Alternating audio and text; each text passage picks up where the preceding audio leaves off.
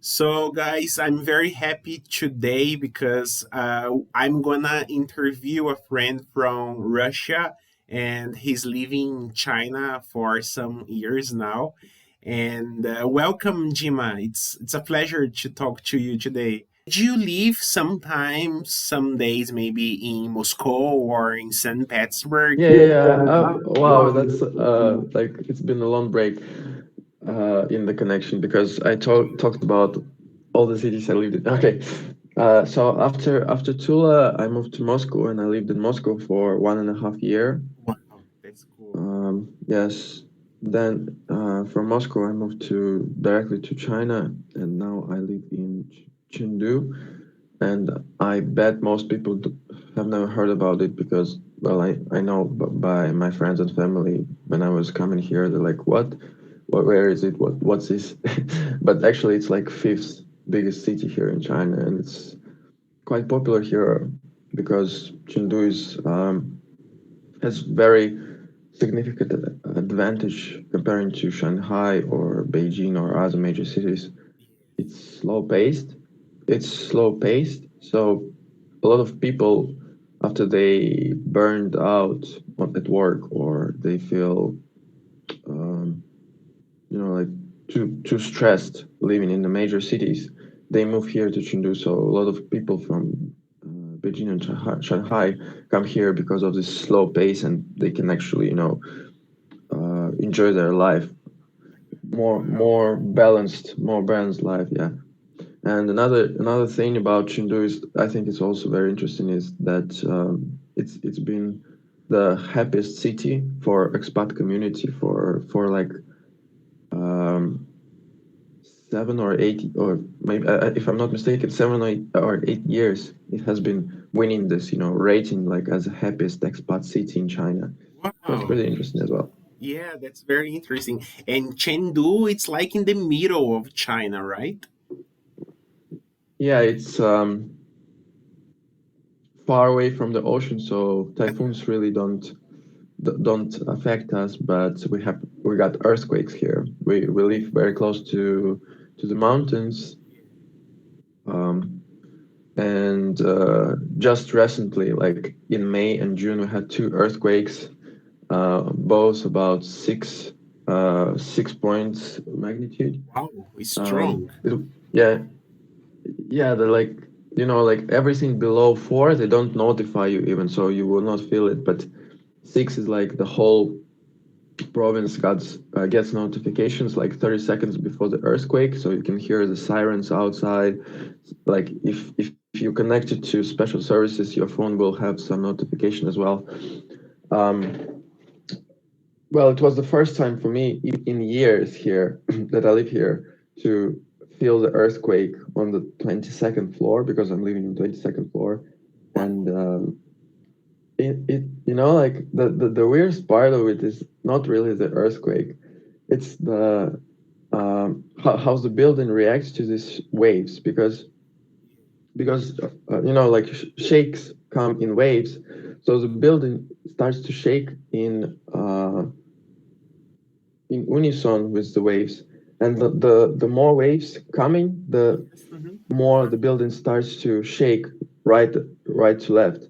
So when the earthquake is gone and the land doesn't shake anymore, the building keeps shaking because it got shaken by the earthquake way too much. And this is like the weirdest thing. Like the sirens went off, everything is already fine, and your building is still, going left and right. This is like interesting and weird. Super crazy, yes. And what did you do? Did you run away from your apartment? Did you go down? What did you do? I didn't do anything because there is no way you can run outside from 22nd floor. Trust me, you can't use Yes. the elevator during the earthquake, and like by the time you'll get to the first floor, you either the earthquake will either finish or the building will collapse on you. So there's no way you can run escape rooms. No, actually, the like the safety tips about the earthquake say that when you live so high, you don't really run downstairs because there is no point. Like they notify you 30 seconds ahead.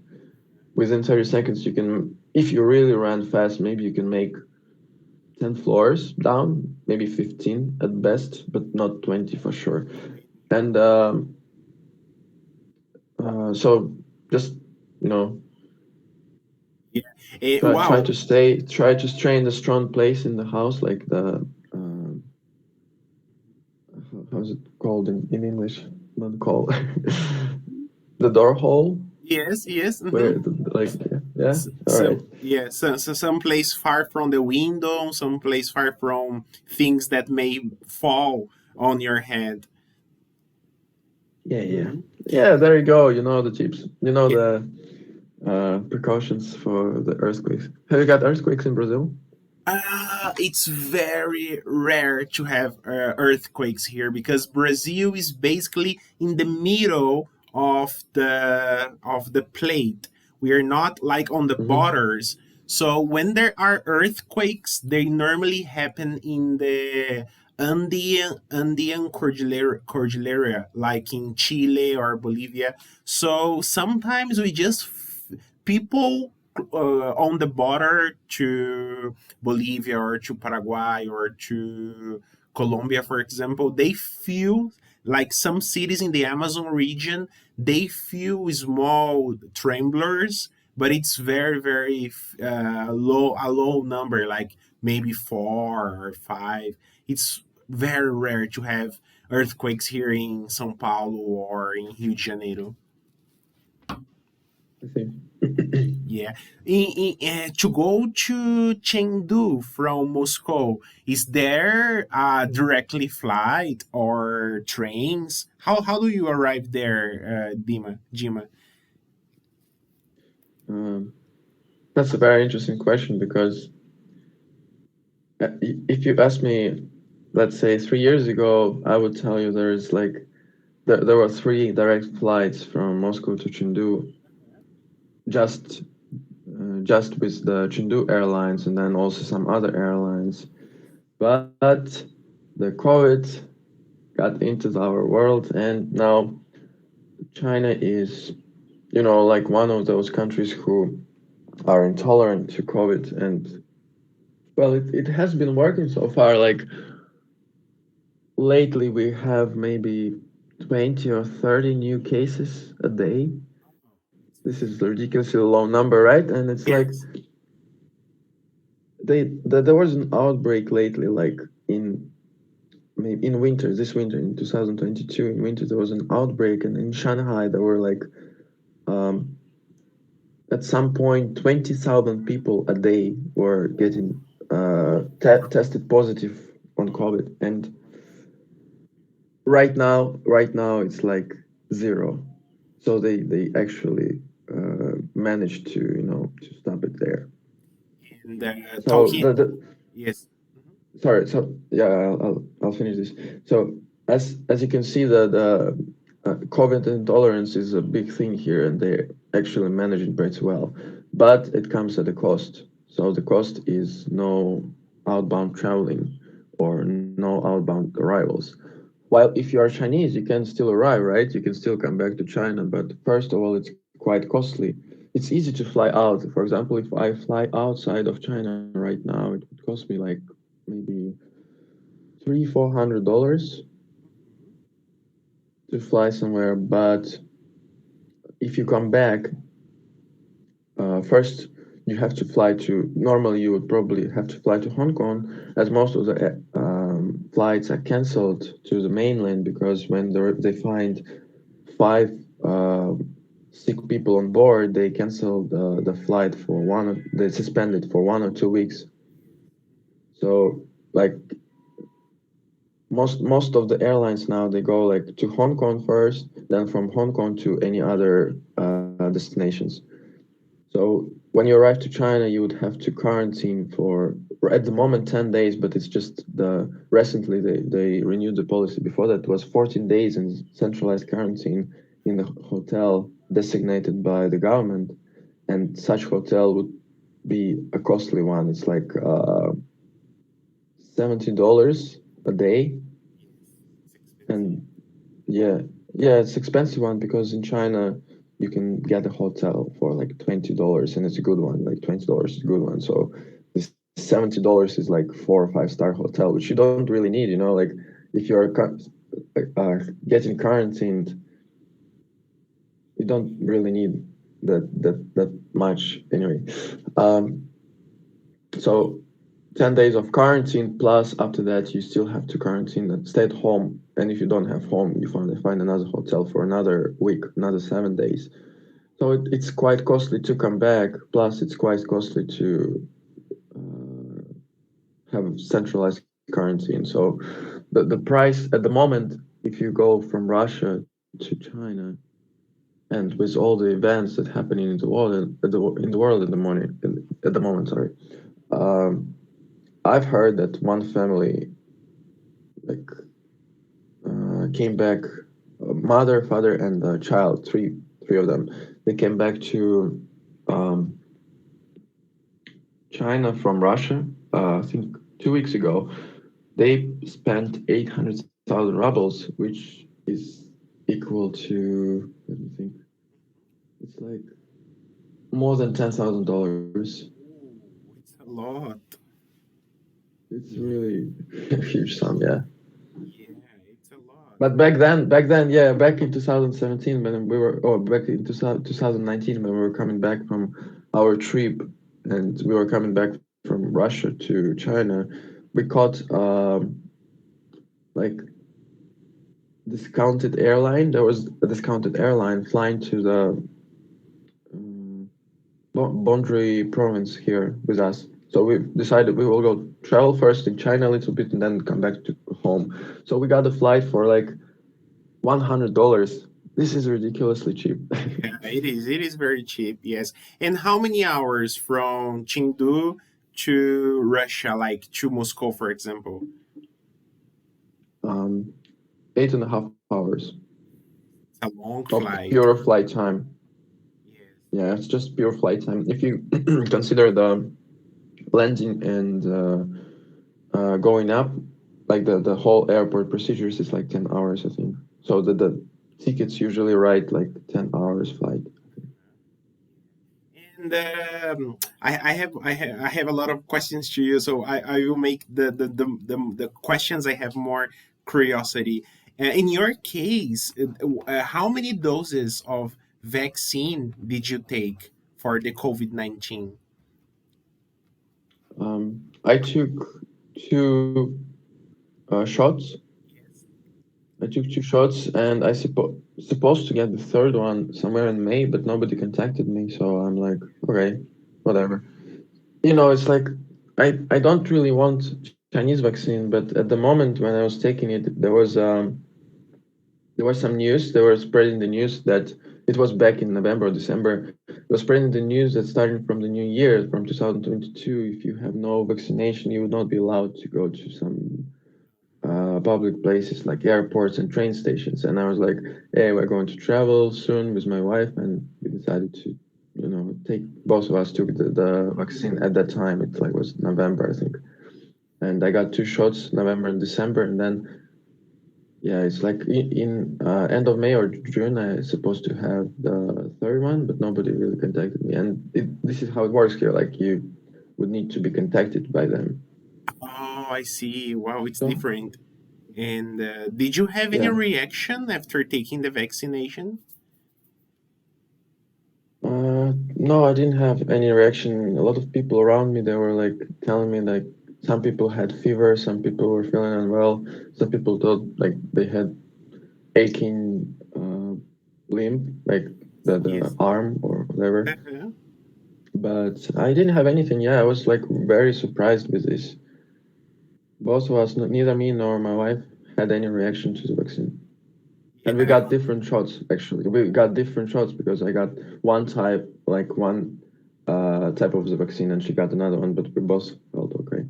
Oh, that's very good. That's very good. I think many people are curious, and also myself, like, what motivated you to live in China? What is your history about going to China before going to China? Did you already have thoughts or desires of living in China, Jima? Yeah, good question, Jeff. You're like uh, shooting right to the bull eye. um, do you want the cheesy story or you want the hardcore story? Oh, you can like summarize your story, maybe. Well, there are two different stories, so I'm like Yeah, asking you which one do you want, the you cheesy can you one can or the hardcore? you can tell me the hardcore. I think it will be funnier.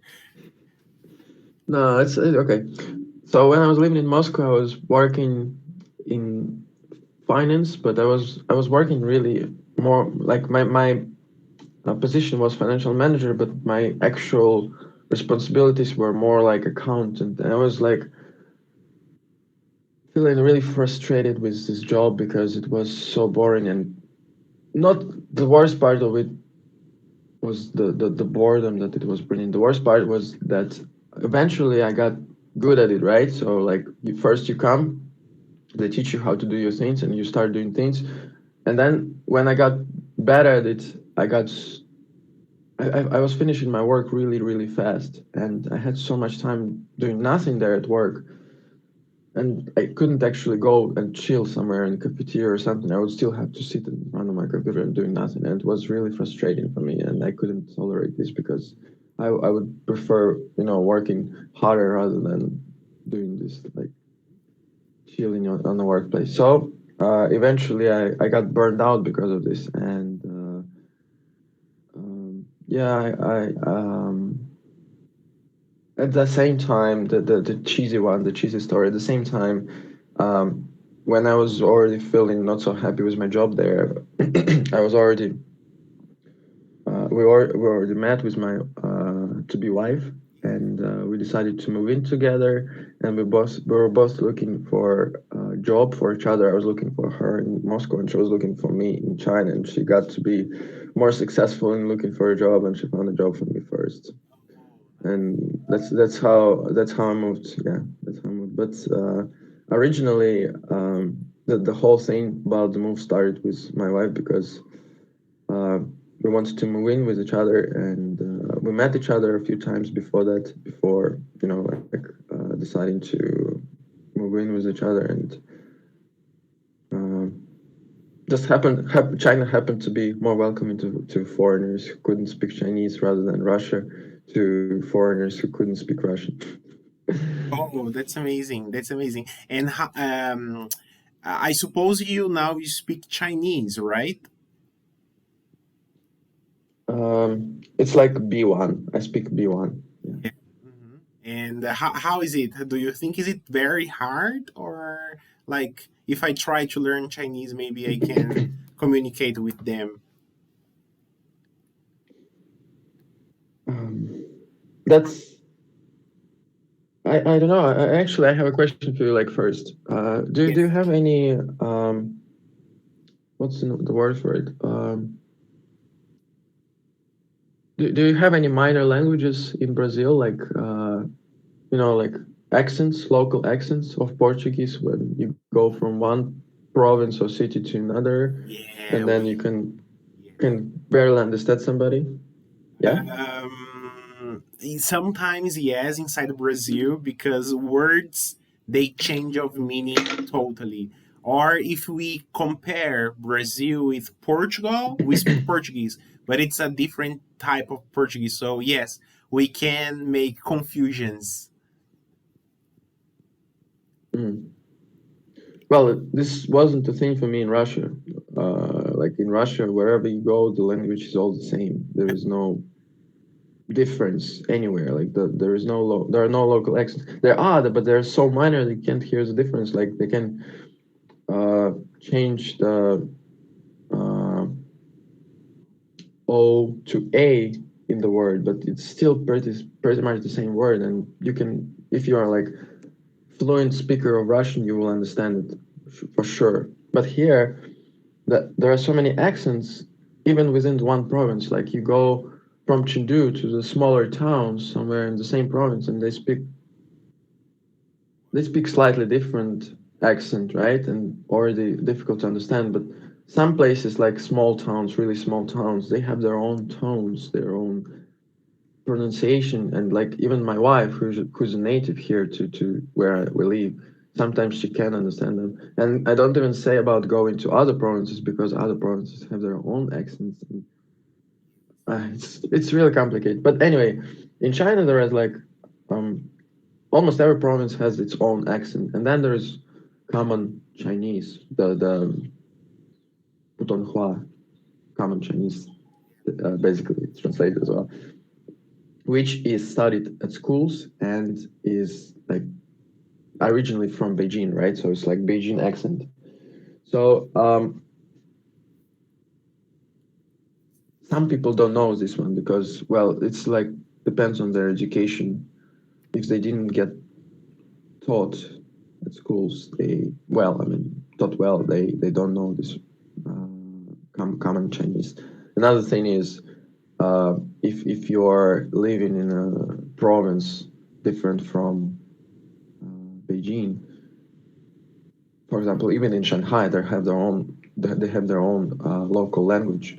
And for example, people from where I live in Sichuan, right, Sichuan province, they cannot understand people in Shanghai, and this is like complicates things a lot. So it makes sense to learn the common Chinese, the one that is taught in schools, but uh, at the same time, you wouldn't be able to communicate with everyone.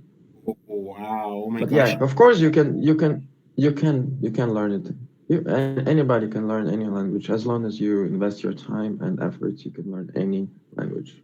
Yes, you're right. Maybe in my case, I will learn Russian first because I really like languages, and I think Russian is useful if I'm traveling inside of Russia and if I'm traveling other former Soviet countries because there are some old people, I don't think they know English. So with Russian, I think it can open many doors for me, like friendships or even just talking with people. Yeah, yeah, I think makes sense. So I'm very curious. I have a belief that China looks like safer than Russia. I don't know. China gives me an idea that is more advanced. I think they have more technologies, and I think they invest more money in cameras, in their police, everything, in their policies. Is it true? Do you think do you feel yourself safer in China or not?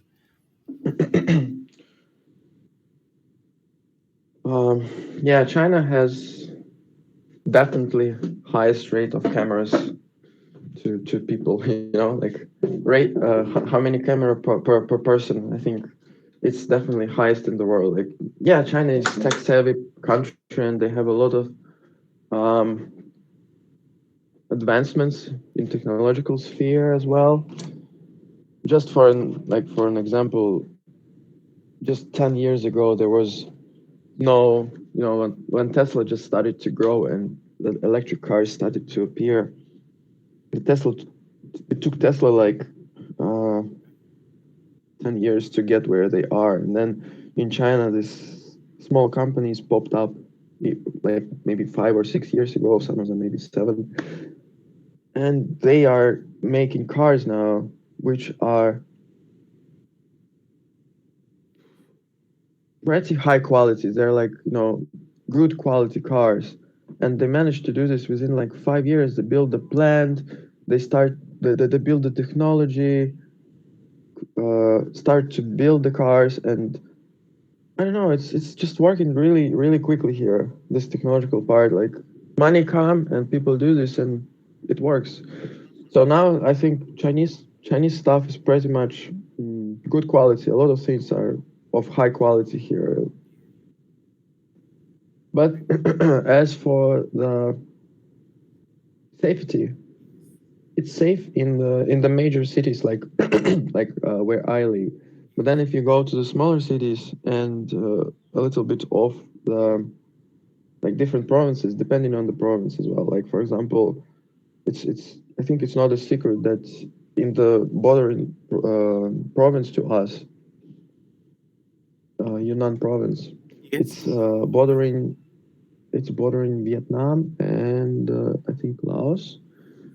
There is yeah, there is drug trafficking there over the border from Wow. Laos.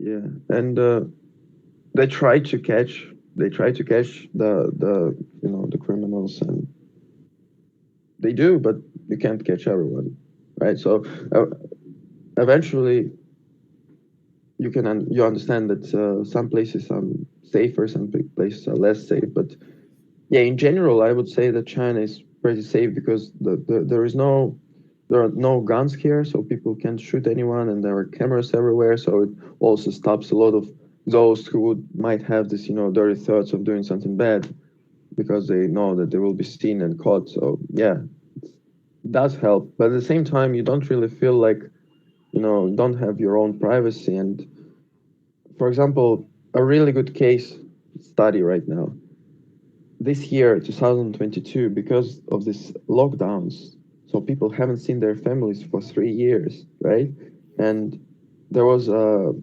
survey here about 1,000 respondents, uh, I mean foreigners like expats, answered, participated in the survey, and it was asking like, are you planning to leave China? Are you planning to leave Chengdu, the city? Are you planning to stay or you don't know? And like uh, about 40%, I think 37% said they're leaving China directly. And then uh, another 20% said that they are leaving but planning to come back.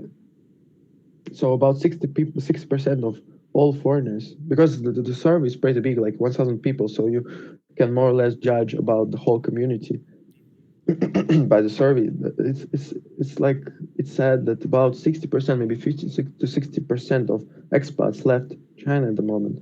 And there are a lot of things were happening lately, like the not only the COVID thing, there are a lot of things happening. So a lot of positions that foreigners were holding here, they're now empty, and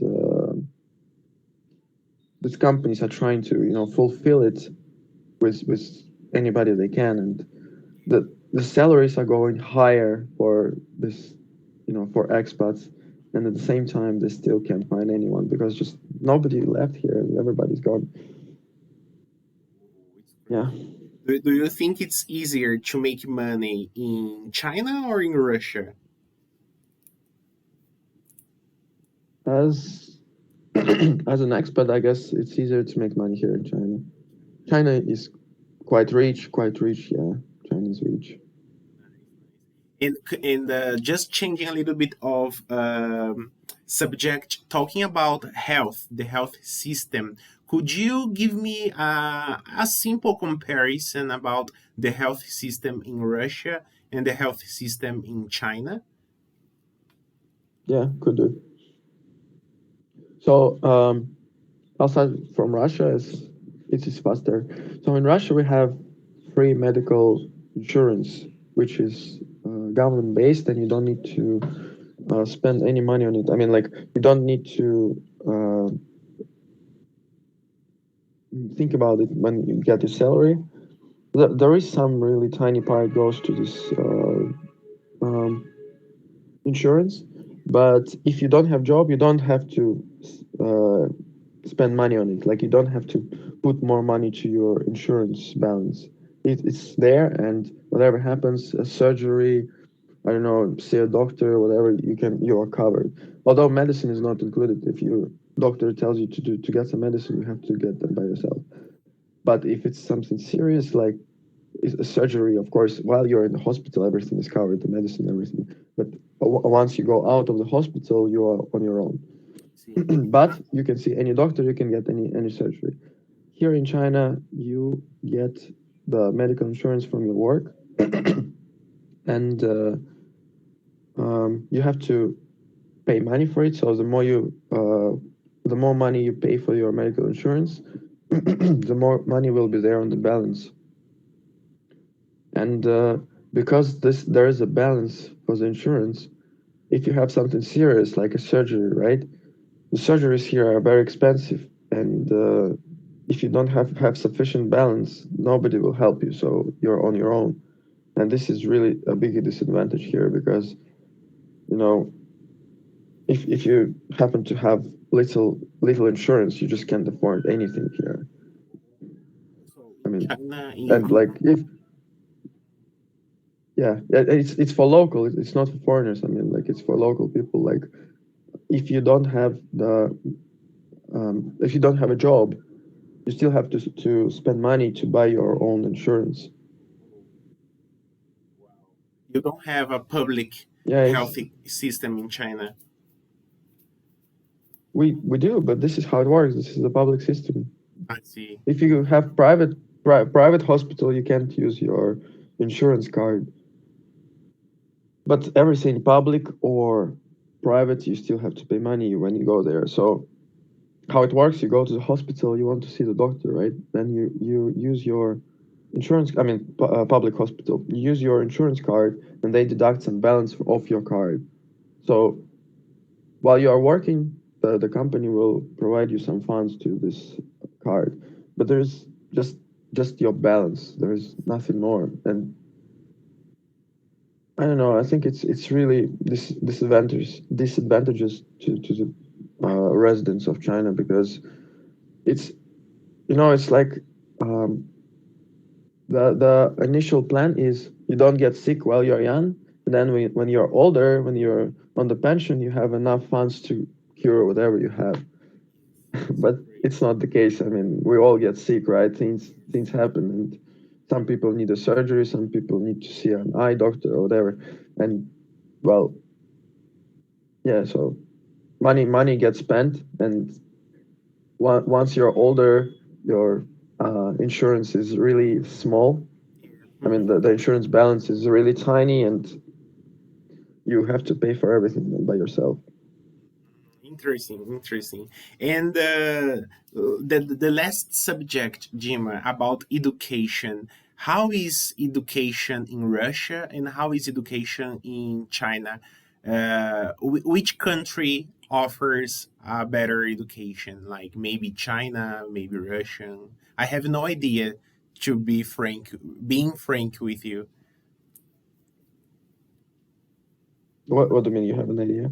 I don't know if universities in China are better than universities in Russia, or if education in China is more costly, is more expensive than in Russia. I don't know. Maybe in Russia education is free, but I'm not sure. I'd like to know about from you. Well, it's a really wide topic. Too many things to compare. Like if you're thinking about, are you talking about universities? Yes, let's focus in universities. Okay, so if you talk about the universities, I think that the cost for the university is pretty much similar, but also it's important to have the common the common ground to compare to two countries because well you can't really compare two objects that have nothing like that have no points of comparison, right? So at the moment Chinese universities are in the international ratings, but there is a process here at the moment. They are planning to withdraw their applications from all the international ratings like Times Education or the other one I forgot. Also QS Universities rating, like this big rating companies who consider all the universities around the world, they want to withdraw their applications and not participate in the ratings anymore. So once this is done, it will be really difficult to compare which education is better because you just don't have, like you don't have neither data, you don't have nor the common ground to compare the universities. But at the moment, if you consider the data for 2022, yeah, there are a lot of Chinese universities in top 100. I would, I prefer a QS rating, so like compare it by QS ratings. So there are plenty of Chinese universities, and I think only one, Moscow State University from Russia. Um, so yeah, I think Chinese education can be considered as a better option, and well, it's also cost effective. can't say for every university, but generally speaking, like good universities here would cost you maybe how much? 10 to $15,000 a year, Hmm. which is not too bad. And then a business degree like MBA, MBAs here are about 30 to $40,000. I think it's like more or less relative to the world price. Like, but I mean, I consider the big universities, not the small ones, because in the no, none of the small ones, the famous universities like Beijing and Shanghai universities, if you compare like provincial universities that which are, you know, not in the ratings, the MBA would be definitely much cheaper. And Wow. uh, here in China, there are less scholarships, I would say, compared to Russia. So in Russia, about 60% of higher education students, like university students, get scholarship. 60%. So just 40% of people pay for their own education. While here in China, I can't really say the number because I don't know, but it's definitely smaller. Oh, it's interesting. Here, you mostly have to pay for education. Oh, it's very interesting. You know, there are hundreds of Brazilians studying in Russia for free under scholarships, especially medicine, Hmm. because I think medicine in Russia has a good quality. I think. I think so. Yeah. Also here in China as well, I think medical university is pretty good. A lot of Indian people here study medicine because it's cheaper to learn medicine here in China than go back to India to work. That's nice. That's very interesting. Which city do you prefer, Jima? Do you prefer Shanghai or Beijing, and why? I've never been to Shanghai, so I can't really answer this question to be honest. Okay, no problem. Let's pass this question. Okay, brother, that's it. I think we've covered a lot of subjects, and yeah, I can have an idea about both countries now, Russia and China. And it's interesting because you are bordering countries, you are neighbor countries, Russia and China, and you are friend Mm. countries. So you are cooperating with each other in many areas in energy, commerce, business, and also people, Chinese working in Russia, Russians working in China. So it's very interesting. Yeah. People have not too bad attitude here. Chinese feel like friendly toward Russian people, Yes, especially at the moment. You know, like lately, it's been a big thing. Like I think it's not really observed from the outside world because well, the news about Russia are mostly in Russia, right? So uh, lately there has been a huge level of intolerance toward Russian people. So yeah, in the world, like, and this is a huge problem, you know, for like people like myself, like for expats who live outside of Russia. And exactly. I hope it will pass. I hope it will pass, but I think it will stay for a while. This kind of bad Exactly. Yeah, attitude. yeah, me too. Because what our governments do, sometimes we cannot control what our governments do. So yeah, I understand you. Yeah. Yeah. So I really hope one day I will go to Russia, I will go to China, maybe Chengdu, and I will meet you, Jima. Or you come here to Brazil. If you come to Brazil, I will be waiting you here in São Paulo City. I will definitely call you. I don't want to get robbed in São Paulo Yeah, don't worry, don't or get worry. shot. No, don't worry. I will be your guide. Don't worry. Here is nice. Sure. I'm sure you'll enjoy here. Yeah. I hope we can meet one day. Yeah, would be nice. So thank you very much, Jima, for your participation. It was very nice talking to you. Yeah, thank you for your questions. Right to the bullseye. Yeah, Great you interviewing skills. you are welcome. Let's keep in touch. Bye bye, Jima. Bye bye, Jeff. See you.